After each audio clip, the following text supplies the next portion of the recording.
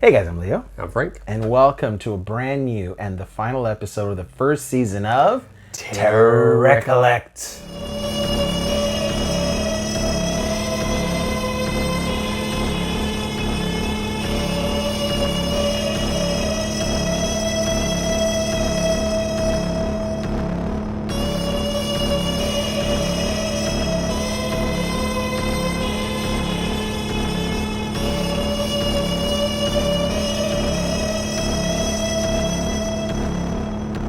Hey everyone, thank you for joining us once again. This is, like we said, our final episode in the first season of Terror Recollect. Yes. This is episode number 10. Yes, and it's an exciting time because we came into this project not really knowing what to expect, and it ended up becoming such a wonderful part of both of our lives, and it's been an absolute Blast. So this episode focuses on what, Frank? Convention memories. Convention memories. What do you remember about as far back as your first convention experience? It was a private little small signing with Chris Sarandon. I was nervous as hell. I had actually drawn him a portrait that I drew of him, and I was going to give it to him as a gift when I met him. So we were standing in line. They had, I guess, oversold on the tickets. They sold way too many than they were supposed to or something. So they were rushing people, and because he was only there a limited amount of time. So my time with him and speaking to him was very, very brief. I did give him the thing. They were just rushing people, and so it wasn't really the greatest memory, but I had a blast because it's Jerry Dandridge from Fright Night and Mike Norris from Child's Play, which is what I know him from. I'll give you guys a little brief history on my time with conventions. So I think it was the super early 90s. There was these conventions called the Fangoria Weekend of Horrors. And unfortunately, I have no photos to show from that period of time. I don't have any autographs from that period of time, so y'all gonna have to just take my word for it. So basically, it was before conventions are what they are now. So basically, it was probably a $85 fee to get into the convention, but then all the autographs were free. I think maybe the 8x10s might have cost $5 or something like that, but you weren't paying for the autographs. And I remember that was the first time I met Gunnar Hansen, who played Leatherface. And I met Clive Barker. I met Linnea Quigley. And it was cool because as a kid, this was like, I remember seeing the Tall Man. I remember seeing Bruce Campbell. I think I may have even gotten Bruce Campbell's autograph. I don't even remember. But this was a period of time that was actually a very difficult time in my childhood. And it was a friend of mine whose mom paid for our ticket, paid for my ticket, $85 to go to this convention. And it was the most wonderful, wonderful escape from a very difficult time in my life. I think that's probably another reason why I like conventions so much, although it was such a long period of time until I had gone to my next convention, and even longer until that following one. But it brings back such good memories, just that idea of immersing yourself in your fandom. And this was before the way that things are now, where like everyone's a geek supposedly, and everyone's a horror fan supposedly, and everyone is just like, now it's so widely accepted in pop culture that people are nerds and people are fans, and it's just like, we were the long-suffering fans from way back, and it's just like, that time doesn't really exist anymore. Now everybody's a fan. So that was my beginning. And then I had gone years and ended up going to the 25th anniversary convention of Halloween. A buddy of mine also graciously bought my ticket. I, didn't have a whole lot of money as a young person. And we enjoyed the convention. I think that's when I started noticing people were charging for autographs. I was like, when did this happen? And I ended up I only paid for one autograph that weekend. I paid for the nurse from Halloween 2, Pamela Susan Shoop. But what was great is I talked to her for, and I'm not even exaggerating, 25 to 30 minutes. And she was the kindest, most gracious person. You couldn't even attempt to do that in today's convention circuit. Their handler would shoo you away, and this wasn't even that long ago. This was 15 years ago. Maybe that was a long time ago, I don't know. But it was such a nice way of remembering the times that I had gone to the other convention. I think Ellie Cornell was giving away autographs. I remember getting her autograph for free. I went to get Danielle Harris's autograph, and she actually never charged me, so I got that for free. And PJ Souls was giving away photo ops, and actually they all were giving away photo ops. No one charged for photos, even 15 years ago. Now it's like $50 for a photo. Yeah. So the convention circuit has changed a lot. And then 10 years, no, 10 years went by, another 10 years. And then I went to the 35th anniversary convention because I saw it was advertised on Facebook, and they had advertised specifically you can get free autographs. And I was like, this sounds like a fun time. And that's ironically when I met this guy at that convention. So I think we've talked about it before, but what are some of your memories from the Halloween convention? Like, I planned on going to this thing expecting to spend $300 to $400 in autographs because I wanted this person, you know, and free autographs. I mean, I can do what they're asking. I can be there for a shift or two, and it was the life-changing event for me. Halloween being my favorite series of all time. I had my shift too, and I was more concerned about getting as many autographs as humanly possible. That I spent very little. And plus, I mean, you go up to them and literally ask them for a free autograph when they're charging literally everybody else for them. So it feels a little awkward. Yeah. It is awkward asking for the free autographs. Even if this last one, it was still awkward because you kind of like, they were still charging fees for volunteers like Dick Warlock. Yeah. Tyler Main too. Yeah. Tyler Main was like, I asked him, you know, you're doing the free autographs for the staff here. And he was like, half off. That's still $20 for a signature that goes. Yeah. And I'm just like, no. I was literally next to his table the whole time because I was the guy that was watching Lou Temple's table, who was a super cool guy. And it was just like, no. And it seems like conventions, I mean, my experience is not maybe as extensive as some of other hardcore horror fans that have been going to these conventions maybe for the last 15 years straight. You know, I've definitely tried my best to catch up with the Son of Monsterpaloozas. We went to Days of the Dead. We've gone to the Monsterpaloozas. We've gone to the Halloween convention. So I'm trying to stay consistent with it, but it's not something that's as user-friendly anymore. Yeah. This last Monsterpalooza, I didn't buy tickets ahead of time. I figured I would just get them at the door. Silly me. The convention was open for 6 hours, and it took 3 hours just to get tickets. So I spent the last 3 hours rushing, actually, to get footage for Terror Recollect for the second episode, and then the rest trying to get autographs, just trying to take it all in and enjoy the process. Yeah. So it definitely, and the price for autographs has gone through the roof. Yeah. They went from free to, there was a point where everyone was just charging $20, like a simple 20. Here you go. Some people were charging 50. It wasn't. Yeah, Chris Sarandon. I mean, I was just saying that on my Child's Play poster. I think you guys can see that in the shot. It makes the poster look fantastic, but the whole process to get the autograph, it felt like a business transaction. It was like, oversized items are, autograph was $40. Oversized items was $50, and my poster counted as an oversized item. And it just felt a little weird. I don't understand when they do that. They're like, what does it matter what the item is? Yeah, like, exactly. Your autograph's still... I even mentioned that. I said, well, then don't I get like a free 8x10 then? Because I'm paying more than the 8x10 price. And yeah, I mean, I don't regret getting the autographs. It does make the poster look cool. Yeah. But the convention scene has changed a lot. And it's almost, if I didn't love horror movies as much as I do, and if I didn't love just the geek rush and the high that you get going to a convention, I would probably stop going. But the thrill is I think worth it, or at least it is for me. And what about you? Yeah, I mean, it's especially at first, I was giddy as hell. These people that you grew up with. I've met a lot of people that now it's like become more of like, I want to go so I can cosplay with my son now. Yeah, well, because you did the autograph thing. I've done it for a while, so the last, 6 years maybe? I've gotten a lot of things, so. But right after the 35th, I had convention fever again. So Frank had mentioned, well, there's the Son of Monsterpalooza, it's in Burbank.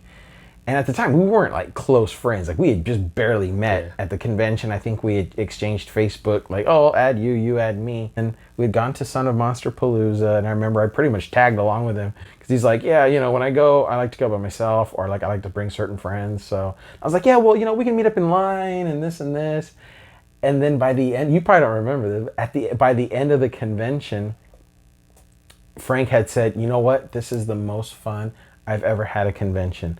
Going with someone else, because he said normally he would go up to people and just get the autograph and just kind of go. Yeah. And it wasn't until he and I started going together that we would like take the time and ask questions at the booth. I felt more comfortable. Yeah, and that's where the beauty of having someone who, like we talked about in a previous episode, about you don't even have to explain. They understand your passion for the horror film, the horror genre. And that's what was cool. And like I'm telling you, in the beginning, Frank was just like, yeah, you can like hang out with me if you want. And then I was just like a piece of gum stuck on his shoe. I was just like, you can get rid of me, buddy. And we ended up having a phenomenal time. I met Gunnar Hance, and I got to tell him my story about how I met him at the Fangoria convention. I met Terry McMinn, who played the girl in the Meat Hook Pam. Kirk, who was the first one to get hit over the head with by Leatherface in the house, as well as the hitchhiker Ed Neal. All that I got on that little mini poster there, and I was hooked after that. I mean, the Halloween convention was enough to hook me, but now I'm paying for autographs, and it still hooked me. And I'm just like, this is a rush like no other. And do you remember the big trip that we took not too long after that? We were going to San Francisco. We were basically only going there because Robert Englund was doing a convention at Walker Stalker Con, and which was a Walking Dead convention, but with several guest stars or whatever. Robert Englund was one of them. So I was like, we have to. He told me, he's like, Leo, this is a once in a lifetime. Are you down? Are you down to do this? And at the time, like I said, the rush of having done the convention thing again, it reminded me so much. Again, nostalgia reminded me so much of the fun times I had as a kid at conventions, like I said, during that very difficult time. And then how much fun it was at the 35th and how much fun it was at Son of Monster Palooza. I'm like, dude, I'm in. Let's do this. And we've been friends for maybe less than a year. Yeah. And all of a sudden we're like taking an 8-hour road trip up to San Francisco or something, and it ended up being a phenomenal experience. I think like we bonded even more so during the ride up. I got my poster autographed. This was a Nightmare on Elm Street Part 3 original. Actually, not in the U.S. It's an Australian poster, and it has a different tagline on the top.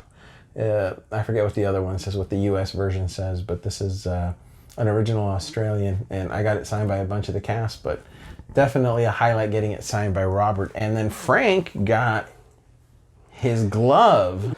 And actually, when he was signing it, he was looking at it, he was checking it out, and he actually put it on. Yeah. And he was checking it out, looking at it. So and I haven't put it on myself, so he's the last person to wear this glove. The real Freddy wore this glove last. And it was amazing. And actually wore it I think 3 times. He wore it when I first walked up to him, and then he put it again for the little video, which we're going to show right. There's a birthday shout out video that he did for me, which we're going to play right now. Robert Englund here, a.k.a. Freddy Krueger. Happy birthday, Frank. Too bad it's your last, fucker. So he wore it for the video, and then he wore it for the photo op. So he wore it 3 times. And that was actually one of my favorite things that happened that whole weekend was we paid extra for the photo op. It was, oh my gosh. I have a photo, and we're going to show it right now, of the group photo that we took. It was Frank, his wife, myself, and Robert.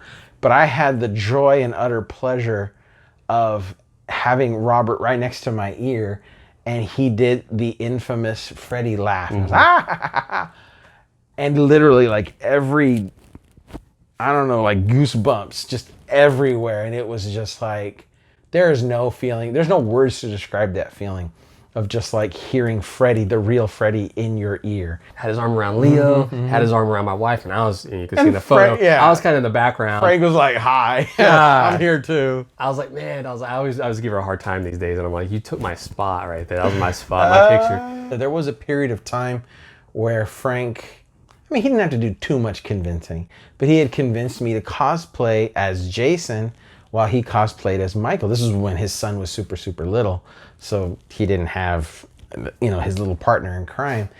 And there were some times, I'm not even gonna lie, that were so amazing because people would be like girls would just like lay in your arms. Yeah. And we had, I think on our very, very first one, and I think we'll put the photo in right now, of these two women. And I just remember like they fell all over us. My wife's gonna be like mad. She's like, She'll be all right. she'll be all right. You'll forgive him, right? Yeah. But I mean, it's the love for the character. Yeah. And it was just like, oh my God. And then there was a moment that he wasn't involved in, so don't worry.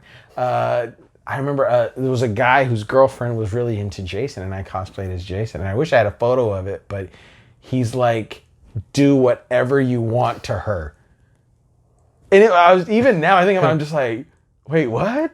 So all I did was like, I choked her for the photo, and she was like all into the thing, and I'm just like, I feel like a rock star. Yeah. And that was cool. And plus at the same time, we were getting autographs and stuff. Anything you want to say in terms of what shooting season 1 for Terror Recollect has been for you? It's been sort of a release for me. I really enjoy, our off-camera hangouts where we just go and watch TV, watch movies, and we chill. And we do the same thing we're doing here. Or even just talk. There's times where I'm like, man, I wish I had the camera rolling, but Yeah. it is different when you set up a camera and you have a background and you have a theme. But we talk exactly like this when we're having pizza or when we're just sitting around, and we talk as in depth. This experience has changed the way that I look at movies, because when you have to explain to a friend and then to a camera what you think about a certain movie or a certain scene or a certain character or the flaws in a story, you have to articulate it well, and you have to know what you're talking about, so you're not just ranting and you're not just talking out of your butt. And even now, as I'm watching something, I'm like, okay, I don't like this, but why is it I don't like it? Yeah. And it's changed the way I look at things. It's changed a lot of things, even beyond that I am extremely grateful for. And all I can say from going this point on, I've actually had some messages from people who had subscribed before and were asking me about my old fan films and why they weren't online anymore. After this experience, it's kind of got me back into editing. I'm actually going to be re-editing some of those old fan films with new music.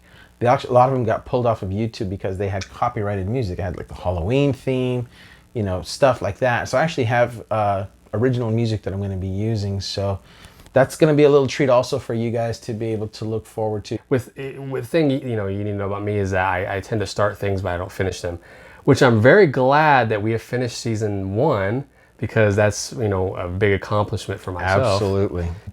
Thank you guys for being a part of this. I know there's a ton of content on YouTube. I know there's lots of podcasters and stuff like that, and there's lots of other people you can watch or listen to. But if you've ever taken the time to even watch one of our episodes, it means a lot. It means a lot. Absolutely. So thank you so much. Here's our montage. See you in season 2. Thanks.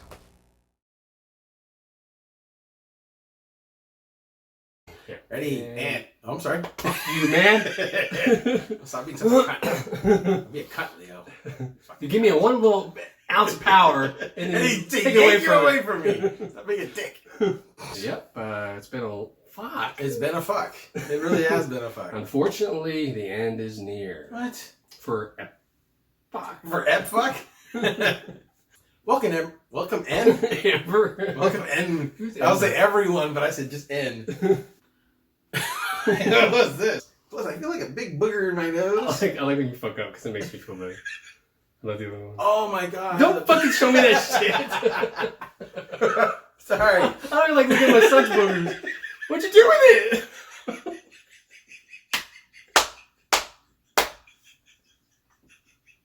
Sorry. What are you doing it? Where you put it? I put it on your leg. Oh my god. Would you snort it back out? No, I flicked it over there. Did you flick it where I'm gonna be walking? No. Okay. That's a hard mask to wear. It sucks. It's got this thing right here. Oh, it's got that little thing. Yeah. Just scrape your forehead. I know. I have a mark when I take it off. I feel like I got a big mark on the freaking bell. Do I? It's a little red. Fuck. I knew it. Yep.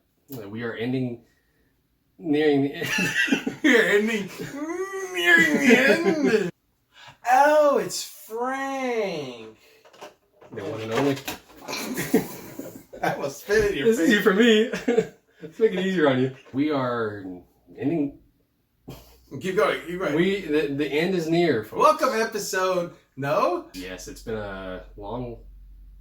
It's been a long 10 episodes, and this being episode 9. Yeah, next week's episode 10. Episode 10.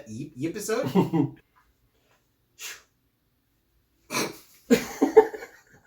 It sounded like you sneezed.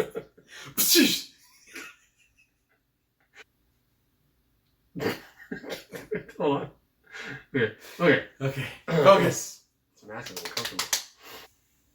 Who are you? Who are you? Who do you think I am? I'm co-host. I'm co-host. That's my name, co-host. Oh God, playing Jason's hard, Isn't it? right? I've done it twice. I was trying to think of shit. I was trying to think of sad shit. Thinking of sad I was shit. thinking of that sad shit, so I wouldn't laugh. Yeah, we're approaching the end of season 1, but We had a good run. we've had. That sounds like we're saying goodbye.